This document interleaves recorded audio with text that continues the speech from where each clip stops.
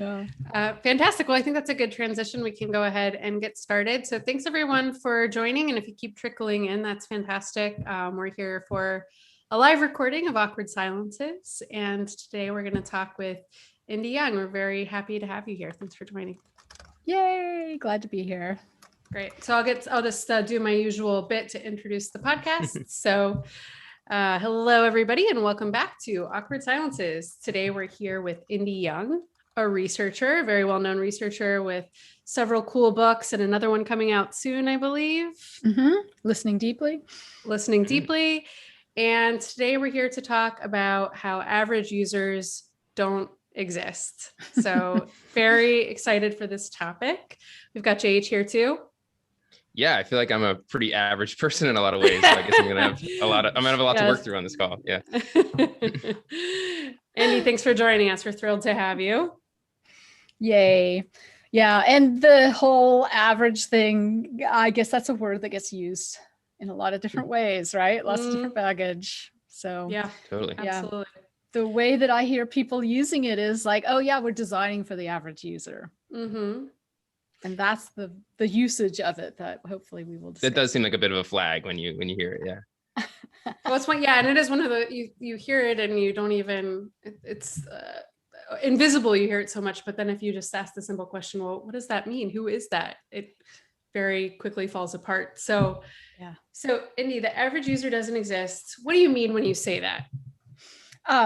Quite simply that if you are looking at your market using market data, which is usually demographic, not qualitative, and whatever other kind of data that you can get, maybe you can suss your way to some really specific questions.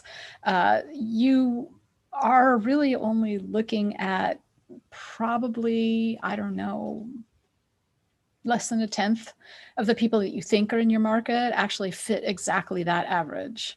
The people that you're serving don't fall into that curve. And I believe what's happened is that it came from the way that we used to treat building things for people before digital came along. We used to treat it by populations, and quant data is about populations.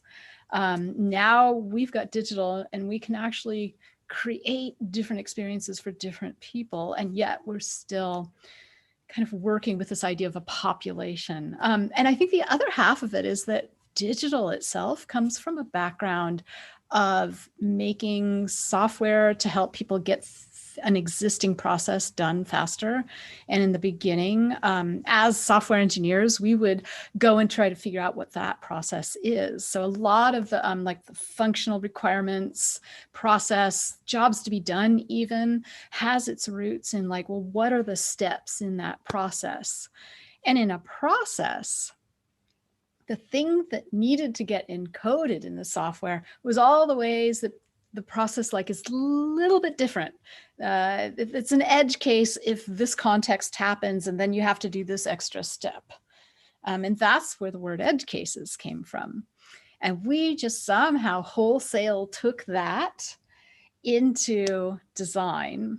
And so now we start referring, or we can hear our product managers start referring to people as edge cases. Right. And there is no such thing as a human who is an edge case.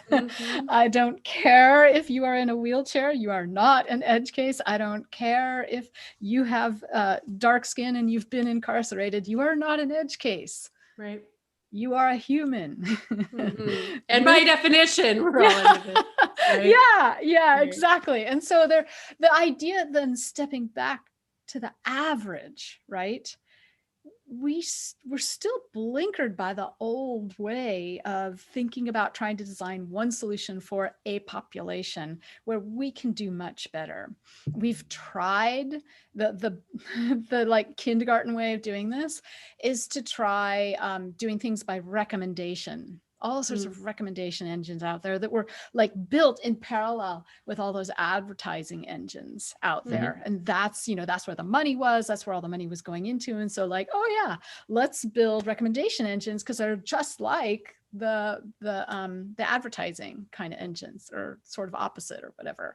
And then let's go build self-driving cars. or something stupid. But that is kind of what we're dealing with. Those are the systems that we're sitting in. And I think what I would like to do is help all of us not only become aware of the systems that we're sitting in, but help us learn how to gather power within our organizations so that we can change the way that we are developing solutions for people. That's a small that makes no, that makes a lot of sense. How do you, so you mentioned a lot of the context of like the physical products and how we kind of got here. It seems like some underlying factor here is that people need some way of simplifying the world, right? And like abstract it a little bit, so that if you're designing for, your product is just, for a contrived example, has 1,000 users. There's only 1,000 people who can use it. It's hard to think of all 1,000 at once to make decisions or do things, right? And obviously aggregating it up to a single number is flawed in ways.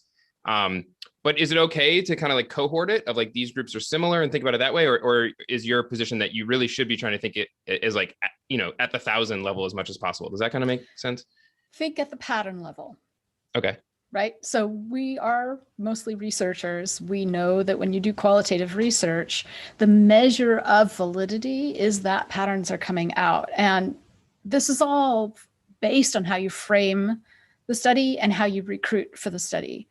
And if you're allowing somebody else to frame your study and somebody else to say who to recruit, and it doesn't jive, you're not going to get patterns out of it. You're going to get like anecdotal one-off insights, right? This little word I don't like to use, insights. Sam Ladner wrote a book that's called Mixed Methods. And she's all like, okay, enough, everybody.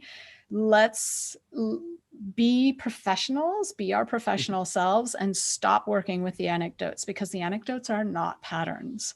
And I think the problem is that we don't have power. We're being told by some manager or some product owner or some product strategist what to search for.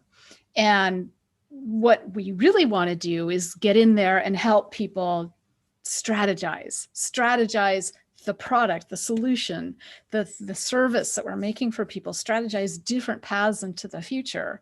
But we're disempowered from that.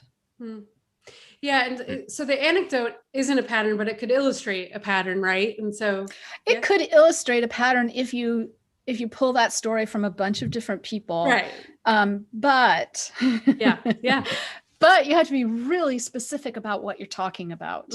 So the way that I get really specific is it's kind of a two-part orthogonal way. One is to understand what is going through their mind, what part, if they're approaching or addressing a purpose that they have, whether that purpose is a lifetime purpose or a purpose like for the next couple of days or the next hour, right? A decision I have to make or something. They've got a purpose. We have to frame it by the purpose. And out of that doesn't come steps, because it's not a process. It might be a process, in which case the things coming out of it would be looking like the steps that you would get. But instead, what we do is we let them tell us what's going through their minds. And therein lies the differences. Therein lie the patterns that we can start to see how people are addressing this in different ways. Like they're sort of skipping around each other to the different ways of addressing it. The second orthogonal part is to look at different thinking styles. So I think a lot of us already know you can't segment by demographic. That is harmful. You can't segment by psychographic. That is harmful. Why is it harmful? Because you're making assumptions about the inner thinking and the emotional reactions and the guiding principles of these people. And as soon as we let assumptions come into our discussions about product, design, and strategy, we're leading our organization down a path of high risk. And just to make a point on demographics, and correct me if I'm wrong, but this is where I've sort of ended up in my thinking on demographics, which is that they're important for representation, right? If you're doing a study, we need to make sure we have an inclusive representative sample, but they are not the right way to cohort people and find patterns that starts to look like stereotyping, which is not what we want to be doing. Yeah, exactly. Definitely. When I am carefully framing a study around a purpose and carefully choosing who I'm going to recruit, that's where the demographics come in. And that's where I ask these questions of the clients I'm working with, like, how are we harming people? Do you know how you're harming people? Are you interested in finding out? This is sort of that whole discussion that comes like, what knowledge are you after, truly? And who can we find or hear stories from that will help us fill in that gap in knowledge? So yes, definitely demographics come in recruiting, but then from then on out, they do not play a part except when you hear enough stories about a demographic causing inner thinking, causing emotional reactions, like you've been affected by this so long that you've got guiding principles around it. When that happens, I put a demographic lens in front of my thinking styles. So in use, I'm designing for each thinking style, for each part of what we're doing toward a purpose, right? And I'm also designing for each thinking style with a demographic lens in front of it. So let me give you an example. There was a client I had last year, just as we transitioned into the pandemic, and they were interested in how they were harming people. And so we specifically recruited for it. We heard all those stories, and we ended up not with one demographic lens, but 3. And they were all based on discrimination. You can have demographic lenses based on physiology, culture, environment, and discrimination. And this one was all very much discrimination based. We had 3 because of these people we were listening to. They had different approaches to it, different methods of dealing with it. Some people were like, this has got to change, and it's got to change for society. So I'm going to do my part to push back. Other people were like, this can't be right for me. I'm not putting up with it. And others were like, I'm lucky to be here. I'm going to put up with it. So the pattern wasn't the demographics themselves. In other words, women, Asian, wheelchair. Right. It was there's a discrimination happening that is related to your demographics, and you're dealing with it in this way, which is more of a thinking style. How do you interact with this thing happening? It's a lens on top of the thinking style, because they are also that thinking style with respect to the purpose. They're a human trying to get that purpose done, but they also have to deal with this other lens. And it can be demographic. It can be, hey, I am Black and this is what I have to deal with. Or there was one from a help desk IT kind of agency, and it was, I have a female voice, and when I get on a call with somebody, a quarter of the time they don't believe what I say. Yeah. So yeah, it can be demographic.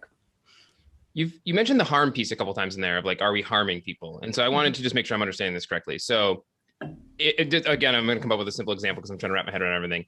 I'm deciding to start a clothing business, right? And it turns out everyone in my target market is either 5 feet or 6 feet or whatever, right? And I do the average. And so I make my clothes for a 5.5 foot person.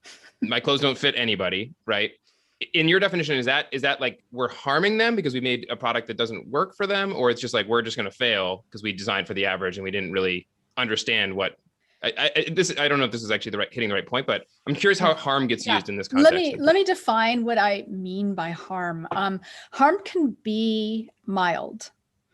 Harm can be as mild as, geez, it's frustrating to use this thing. Like when I was trying to get on Zoom for this call, I had to press like 14 different buttons, right? There's that harm, right? But there's also harm in that I've got to bring my guiding principles to help me through this discrimination, or to help me through this physiological thing, like a person getting on a plane who has a large body and doesn't fit in the tiny only seats that they have there, has to shield themselves. emotionally, psychologically, from all the looks they're going to get, the comments, the shoves in the, whatever, right? So that is serious harm. That's a good example of serious harm. But serious harm can also go up to like you're driving a car and it's got a screen and you have to like try to figure, you want to see far down the road, but squint to see the tiny print on the screen and you get in a crash. That's also serious harm, right? Serious harm can also, or it depends on the severity of it, it can be being made to feel unwelcome. So for your clothing company, anyone who is not 5.5 feet is being made to feel unwelcome, unsupported. There was an ad I saw for like some wine delivery company where they're like, just tell us, your favorite chocolate. And I'm all like, okay, I do have a favorite chocolate. And then tell us your favorite cocktail. And I'm like, I don't drink cocktails. And then tell us your favorite coffee. And I'm like, I don't drink coffee. Oh, whatever, I'm not gonna, it's that that's kind of mild, right? But it can have higher severity. There's also a third kind of harm. And that's systemic harm. And that's the kind of harm that we find in the books that people have written, such as Kathy O'Neill's Weapons of Math Destruction, such as Sarah Wachter-Bocher's Technically Wrong. There are such as Joy Boylan-Weeney's Coded Bias or Coded, I think it's Coded Bias documentary. So we've got a lot of people out there like ringing the alarm bells going, there is systemic harm being done in our algorithms, right? Facial recognition, insurance, charging rates, judging people in the courts, giving teachers ratings or whatever, et cetera, et cetera. I mean, it's all sort of based in a way is that we're writing software based on this idea of where it came from, which is like, oh yeah, we did all this work in advertising and like recommendation engines, which never have recommended anything to me. I have a good story about that one. So let's take it the next step and let's now start rating other people. Yeah. Like, why are we going that direction? Yeah. That it's just the next thing that people who are blindly feeling their way around the room have landed on. Right. We think we can, and therefore we should. Well, first of all, JH, thanks for making a t-shirt store just for me. Very much appreciate that. Right. Yeah. My niche. Yes. But Indi, you kind of jumped right into thinking styles, and we've been talking about them. And I imagine there's some people who are listening who maybe don't know what we're talking about. So can we introduce the concept?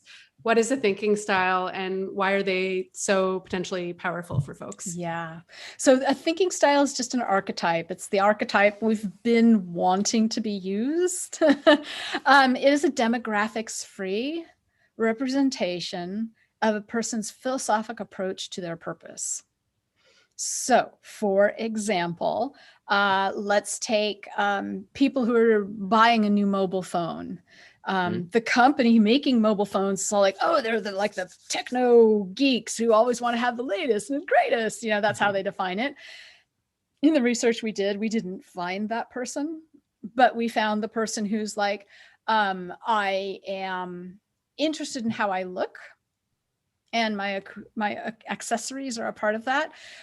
Versus we found a person who's the darn thing has to work.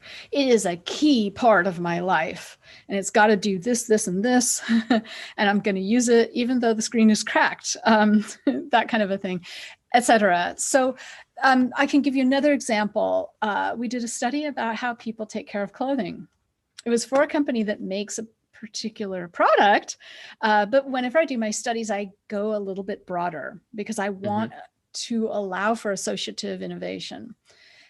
So the broader purpose is I'm going to take care of my clothing, and it begins in the store when you're buying clothes and you're looking at the labels, like, can I take care of this, right? And there was a thinking style that was called neat and pressed. There were a lot of people who were very interested in their appearance. or the coolness and design of the clothing. And they want to make sure that that design feature that they saw in the store could last, right, through several wearings, through several years. There was also the person who's all like, it'll be fine. Like, I'm just going to throw it all in together. Right.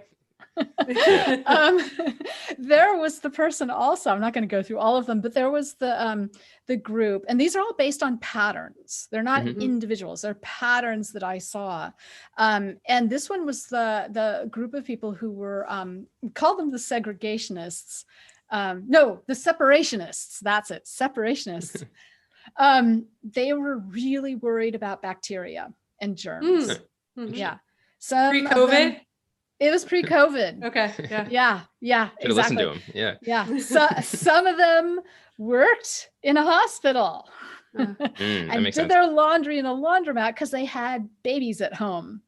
Some of them were new parents, and they actually bought a little tiny laundry washing machine that hooked up in their bathtub to do their baby's clothes separate from theirs. Some of them were just like, ew, we're not putting the kitchen clothes in with my clothes, in with the kids' soccer clothes. So that's what I mean, is like, that is your philosophic approach to the purpose of taking care of clothing. Right. Now, there's a couple of caveats. One is that it has to be data driven by qualitative data, deep data. Otherwise, you can't understand what's going through people's minds. Right. And the other is that a person can shift thinking styles. It is not a horoscope. And so many personas out there, not only are they not based on data, they also contain information in them about the rest of the person's life, which is not germane to the purpose. And they carry with them, by dint of doing that, they carry with them this flavor that this is their personality, like a zodiac, like a horoscope, like, you know, you're this type of person. Oh, you were born in the year of the rat. That means you're a blah, blah, blah, right?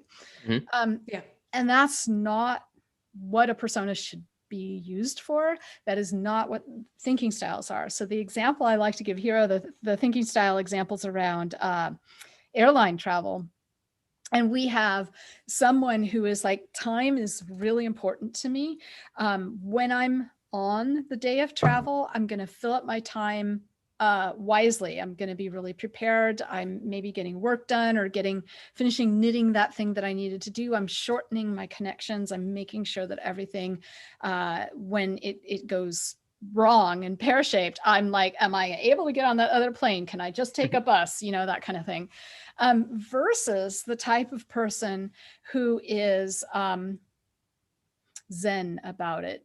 You know, things are going to happen. Bad things are going to happen. I'm going to carry on. I've got everything. I'm prepared for that kind of thing. I might even help other people be prepared for it. Like, if it happens, I'll help calm down total strangers around me. And you might be in that first group if you were going on a business trip. Say you're going to a conference, but you have a deliverable, right? You've been there. And when you take your toddler on a trip, you might be in the second group, right? So you can switch. It's not a horoscope. And the problem, so here's the follow-on, is that the problem is nobody's using them. There are no like seats for getting work done on the plane, for example. There's nothing like that at the gate. I mean, actually, there are things like that at a lot of gates now, where you can sit down, you can plug in, you can get work done. But they don't have that on the plane yet. Yeah, I see what you're saying. The thing you've stressed throughout this, right, is that like these patterns need to be based on data. Like there's a sort of foundational piece to this. And I guess the question I'm coming up with is, as you think about thinking styles and you're putting them together, like what's the heuristic for knowing we have enough data here around this pattern that we should label it as such, versus these ones are pretty similar, maybe we should come up with a more umbrella term, or like, is there a hierarchy? Like, how do you figure out that piece? Is that more art, or do you still like lean on the data and do it in a more scientific way? I just taught a course on this. Yeah, 'cause it seems like a big topic. Yeah. Yeah, it's a huge topic, and it takes between 4 to 10 hours to figure it out as a group. I always do group working sessions to work on this. And what we do is we try to understand what is foremost in a person's mind as they are going out there, like day of travel. Let's say, as I'm putting myself out there in the airport and out there in the plane, what's kind of the philosophy that I carry around with me to address things? And there might be 2 or 3 different things. Inner thinking. I always go with this triad of inner thinking, emotional reactions, and guiding principles. And I can define those if you want, but they are the definition of cognitive empathy. This is you being able to understand a person well enough to act them. Okay, that's the definition that we're after. So what are the like 2, 3, 4, 5 things that are foremost for this person, this person, this person, all the participants that we had? And then we're looking at those foremost things that they are taking out there into the airport and into the plane and seeing what affinities there are. And there will be some pretty obvious ones. Yeah. There will be some, I'm not sure about that one kind of thing. And then you have to ask the question, well, is that foremost?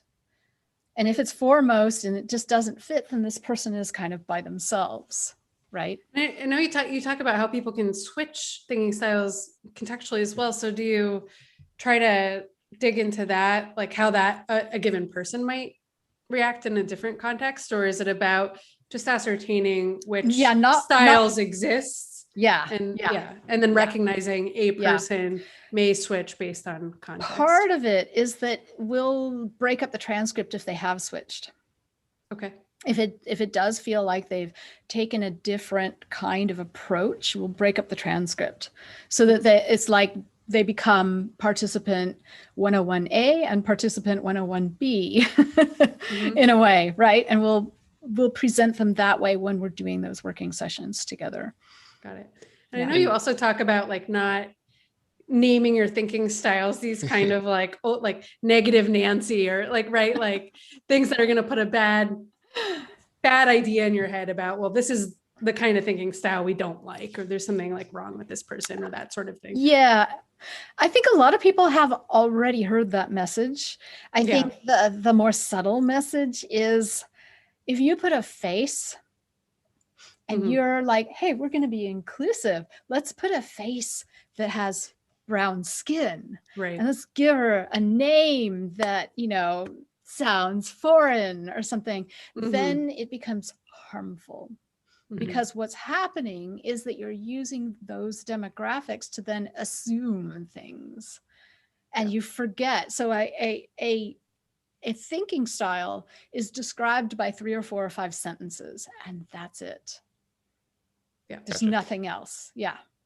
And the other thing that I get asked a lot about this is like, well, my company is not ready for thinking styles.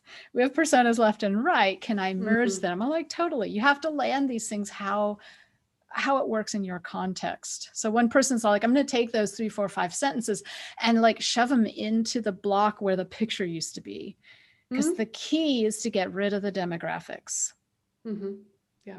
That makes sense. Yeah. Yeah.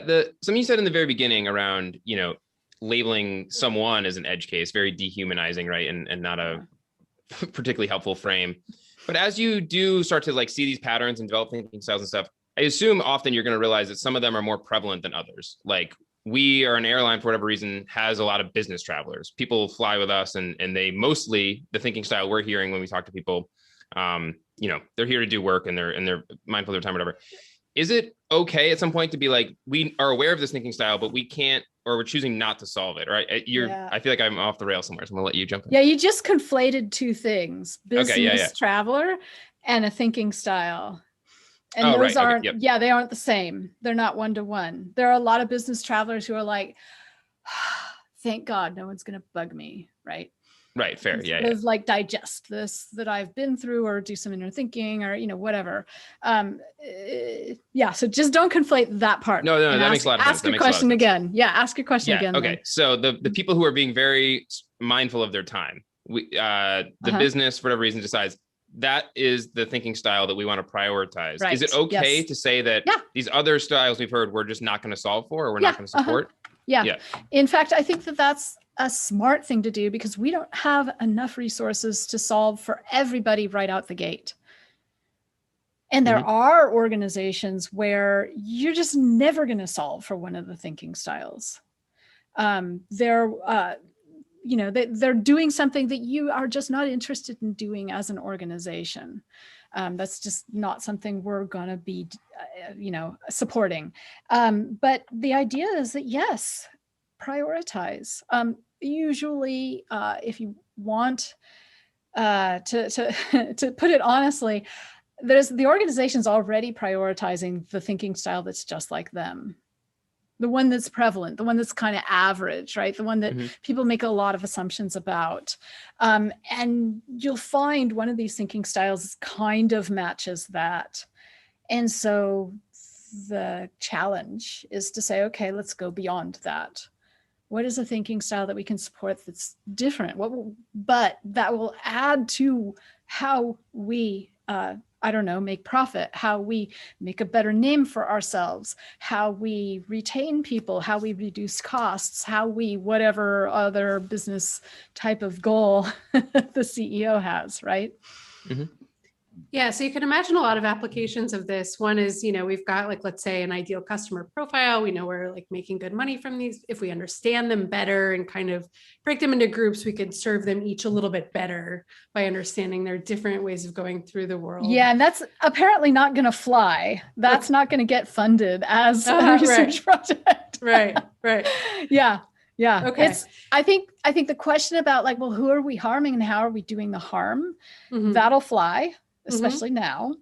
I think the question about, because with this airline, we did 8 studies back to back, and we kept asking to recruit for people with physiological problems, disabilities. I shouldn't have said problems. And they wouldn't ever approve it. Right? And what was the rationale, at a high level? We didn't get to hear the rationale. I gotcha. The cogs in the wheel. Yeah.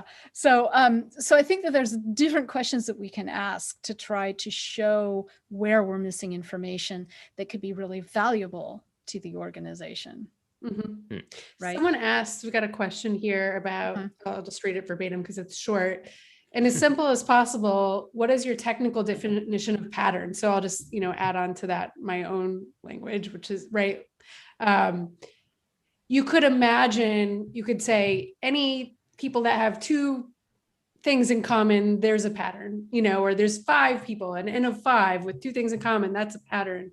You talked about foremost or forefronts, right? Being a leading part of their philosophy, being an important aspect of a pattern. But when you're thinking about how many patterns are there here, how many thinking styles is the right number for us?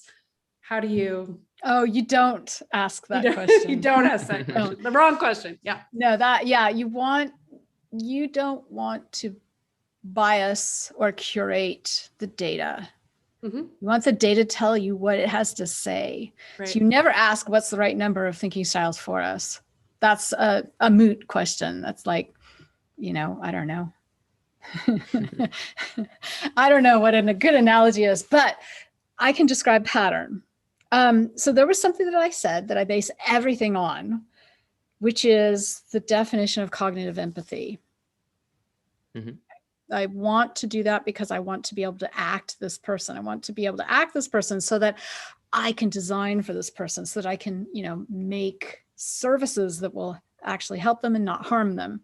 I can unharm the design, right?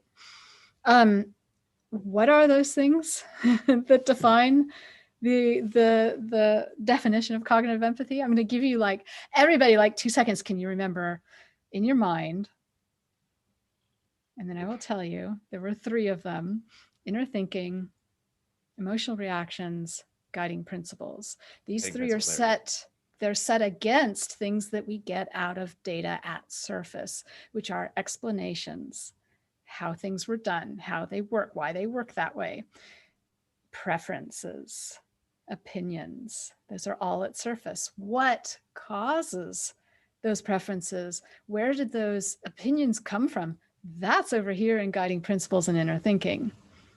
That's what we want. Okay.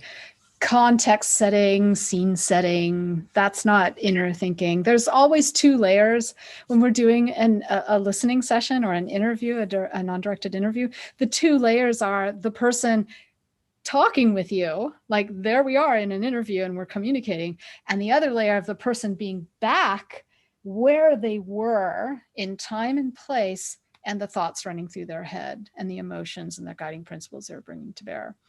So that's the second layer, and I want that second layer.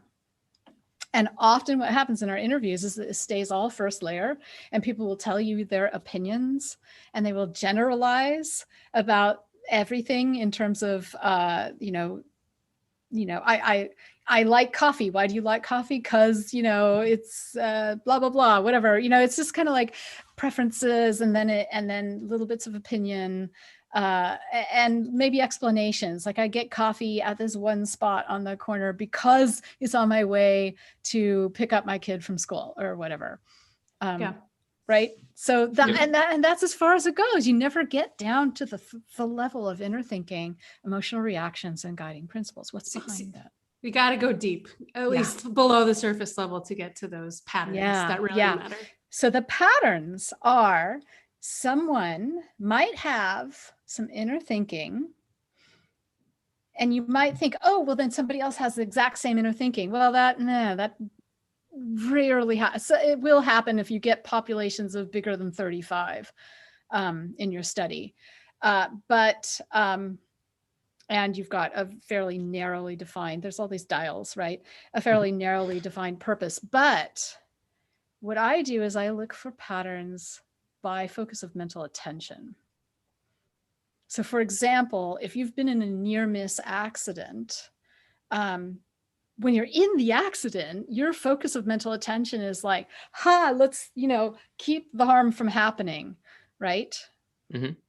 When you're right after it, you might have a focus of mental attention, but like, you idiot, why did you do that? Or, oh my God, why did I let that happen? Right? Those are both similar focuses of mental attention. Now, your inner thinking might be, why did I steer into or steer out of the slide on the ice, right? Or it might be, why did I yell at that guy in the car who could have run me over because I'm a pedestrian, right? So why did I? And it can be all sorts of different scenarios, different contexts, different kinds of near miss accidents, right? Mm-hmm. And yet you have the same focus of mental attention. And that is what brings these patterns together. Okay, so with respect to those thinking styles around the airline, let's say, one of the focuses of mental attention is like, my time is really valuable. I want to use it to the best of my ability. A lot of the people were talking about being able to get home to their family, right? That is what's driving that. Other people were talking about being able to get things done for work, or for one person was knitting a sweater for a new baby, right? Being able to finish this project. Same focus of mental attention. Right. Okay. In general. Right. Yeah. Interesting. And it's okay that the underlying reason behind it is different. Mm-hmm. The focus attention is the same. Right. That's the important bit. Yeah. I've got a question here, like kind of a B2B use case. Someone, like let's say business insurance, but the customer, right, is a business. Right. How does that work? Same way. I've done that study a couple of times. Exactly the same way. So let's say you want to do, you're saying insurance for a business customer. Go find what a purpose is. Right? What is a purpose that you could, and how broad of a purpose or how narrow of a purpose do you want to study that you could study? Once you find what that business purpose is for insurance, I don't know I'm afraid to use the one that I did because it's proprietary. Sure, yeah. So I'm trying to make one up. Let's see. If you are in business, maybe one of the things you insure is all the equipment, right? And you've got, computers breaking and phones breaking and telephones breaking and things like that. Let's say that you're insuring your digital equipment and your devices and stuff. And so you go and you talk to people and you say, what went through your mind the last time? And then you have to find what purpose you want to study. Let's say the last time that you had something broken, right? Something happened. Mm-hmm. Let's say you get a story about a laptop breaking and somebody losing a potential client because that particular thing they were going to show wasn't available and they hadn't backed it up and blah, blah, blah, or whatever. I don't know. I'm making this up on the fly. Yeah. No, but how do you think about the different people at the business who might, right? Like the purchasers of whatever you're selling versus right, the legal versus the end user, right? And all these this committee of people who are going to be part of this decision. Yes. So it depends. It totally depends. It's just like in Jobs to be Done. They make the same discussion, right? So what we were, working with a team of folks trying to figure out what the exact differences are between what I do and what Jobs to be Done does. And one of the things that, one of the examples was this idea of somebody who's running a fleet of trucks. And in the study that I did, we went broad. We allowed the fleet of trucks to be semi-trucks with tractor trailer kind of rigs. We allowed them to be fleets of bulldozers. They were also fleets of plumbing trucks, right? Being sent out to various people's houses to fix things. So we went fairly broad. And what we did was we looked at the dispatchers. Because we wanted to understand the company was a company making hardware for tracking. And the dispatchers were closest to the tracking. But as we were doing that, we learned that we needed to hear the drivers' stories. And so we went and we didn't do as much work in that area, but we went and got a bunch of the stories from certain drivers who were facing a certain issue with regard to the tracking. Yeah. So that was how we did it. The folks who were doing the Jobs to be Done, what they did was the division manager, I think. It was some manager a little bit higher up than the dispatchers. So it's a discussion, right? We could have gone a little bit higher and tried to figure that out.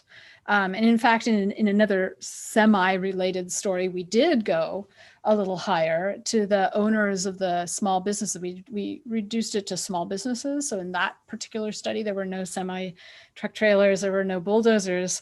And what we found was that people were having a hard time trying to decide when to add to their fleet, when to grow their business. And not having a hard time with dispatch or tracking people. Yeah. I'm imagining, or you're like on the thinking style squad, and then there's like another Jobs to be Done squad, or are you all working together, or? We're working together to try to figure it out. Yeah. Okay, cool. Because there's so many differences and so many similarities. Jobs to be Done is kind of the business person who doesn't want to waste money on doing research, right? Just tell me what to do. And so they've like packaged research in this gift box so that the buyer doesn't have to know there's actually research in there. Right? Oh, interesting. I see what you're saying. Yeah. There's research because the in output there. because the output is so digestible, so tangible, coming at it from a business lens. And there are different churches or whatever of Jobs to be Done, apparently, and certain people do research more in better ways than others. My approach, though, because what I'm really after is trying to understand different people's perspectives and to stop harming them, because we are harming them. So with what I do is I try to be very eyes open about my bias, my team's bias. I don't want that affecting the data, the focus of mental attention. We don't know what it is, right? We don't know what are the thinking styles going to come out of this, how many. We want the data to be able to say what it has to say. We want to actually hear other people's perspectives, understand other people's perspectives.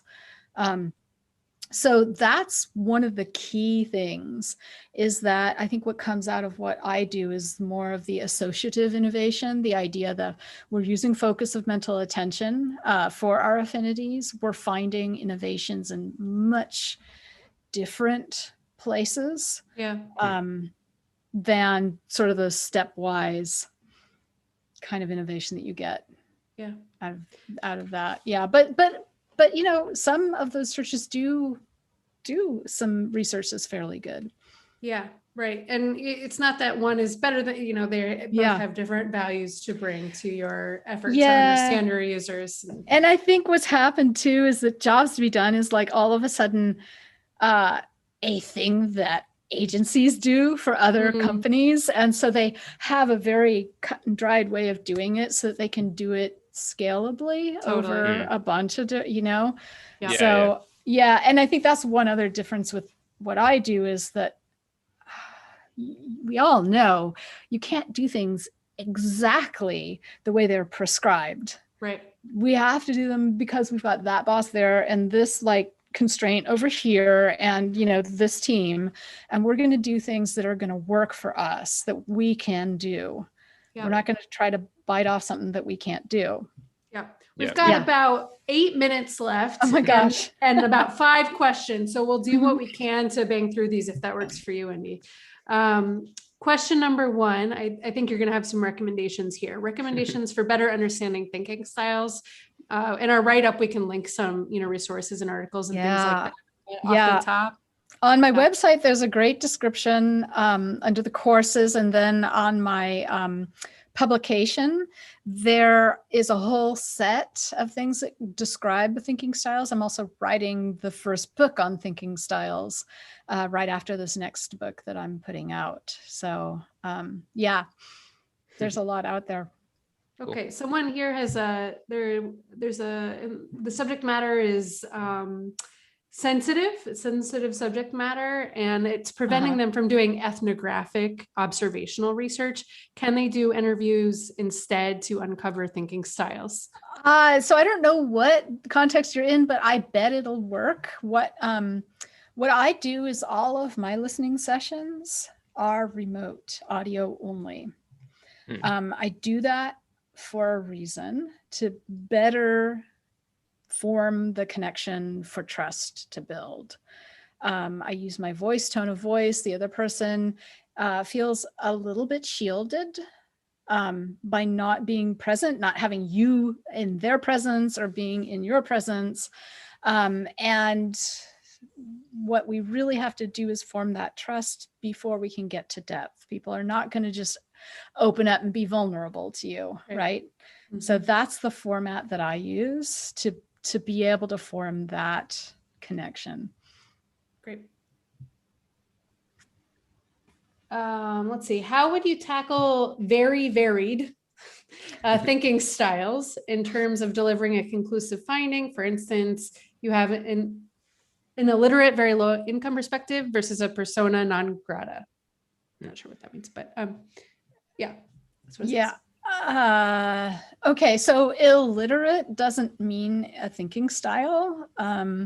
Low income is not a thinking style. I have spoken to a lot of people in the low income bracket who have different thinking styles. They're all human. They all have a mind. They do very good thinking with that mind.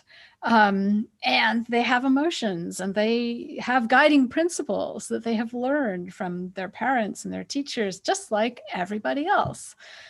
So the thinking styles that would be coming out of that, like I had thinking styles coming out of, this was a group of people who were wanting to go to college to level up.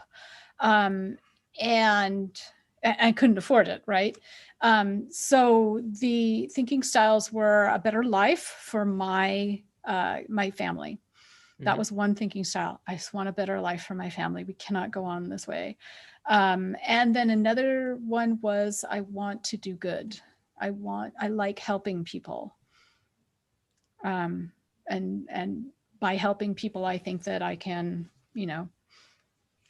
to change the world in very small ways. Right. And they might have come from very different contexts, but this was the forefront in their mind. Like, and notice none of those have to do with how much money you make. I mean, yes, the better life did. I mean, they both are trying to get out of poverty, right?